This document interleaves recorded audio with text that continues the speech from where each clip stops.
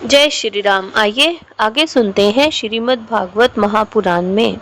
सनकादि मुनियों ने कहा, अनंत, यद्यपि आप अंतर्यामी रूप से दुष्चित पुरुषों के हृदय में भी स्थित रहते हैं, तथापि उनकी दृष्टि से ओझल ही रहते हैं। किंतु आज हमारे नेत्रों के सामने तो आप साक्षात विराजमान हैं। प्रभु, जिस समय आपसे उत्पन्न हुए हमारे पिता ब्रह्मा जी ने आपका रहस्य वर्णन किया था, उसी समय श्रवण रंध्रों द्वारा हमारी बुद्धि में तो आप आविराजे थे, किंतु प्रत्यक्ष दर्शन का महान सौभाग्य तो हमें आज ही प्राप्त हुआ है। भगवान, हम आपको साक्षात परम तत्व ही मानते हैं। इस समय आप अपने विशुद्ध सत्वमय विग्रह से अपने इन भक्तों को आनंदित कर रहे हैं। आपकी सगुण साकार मूर्ति को राग और अहंकार से मुक्त मुनिजन आपकी कृपा दृष्टि से प्राप्त हुए सदृढ़ भक्ति योग के द्वारा अपने हृदय में उपलब्ध करते हैं। प्रभु, आपका सुयश अत्यंत कीर्तनीय और संसारिक दुखों की निवृत्ति करने वाला है। आपके चरणों की शरण में रहने वाले जो महाभाग आपकी कथाओं के रसिक हैं, वे आपके आत्यांतिक प्रसाद मोक्ष पद को भी कुछ अधिक नहीं गिनते, फिर उन्हें आपकी जरा सी टेढ़ी ब्रोही भयभीत कर देती है। उन इंद्रप्रद आदि अन्य भोगों के विषय में तो कहना ही क्या है।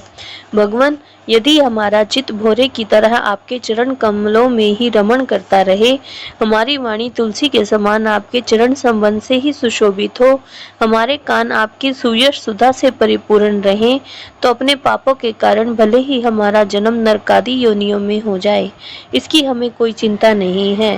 विपुल कीर्ति प्रभु, आपने हमारे सामने जो यह मनोहर रूप प्रकट किया है, उससे हमारे नेत्रों को बड़ा ही सुख मिला है।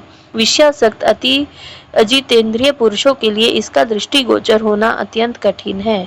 आप साक्षात भगवान हैं और इस प्रकार स्पष्टता हमारे नेत्रों के सामने प्रकट हुए हैं। हम आपको प्रणाम करते हैं।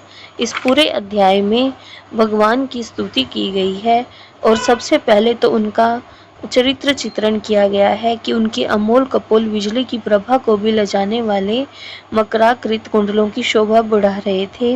उनका बड़ा ही सुंदर मुख था। ब्रह्मा जी कहते हैं कि देवताओं, इस प्रकार मेरे महादेव जी की और तुम्हारे लिए परम सुंदर विग्रह धारण करने वाले श्री हरि को देखकर सनकादि मुनीश्वरों ने उन्हें सिर झुकाकर प्रणाम किया। उस समय उनकी अद्भुत छवि को निहारते निहारते उनके नेत्र भी तृप्त नहीं होते थे। फिर सनकादि मुनियों ने बताया कि प्रभु अंतर्यामी रूप से सभी के हृदय में विराजमान रहते हैं, परंतु दृष्टि से ओझल रहते हैं।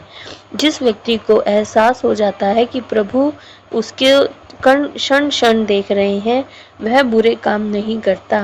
प्रत्यक्ष दर्शन का सौभाग्य तो किसी किसी विरले को ही प्राप्त होता है। जय श्री राम।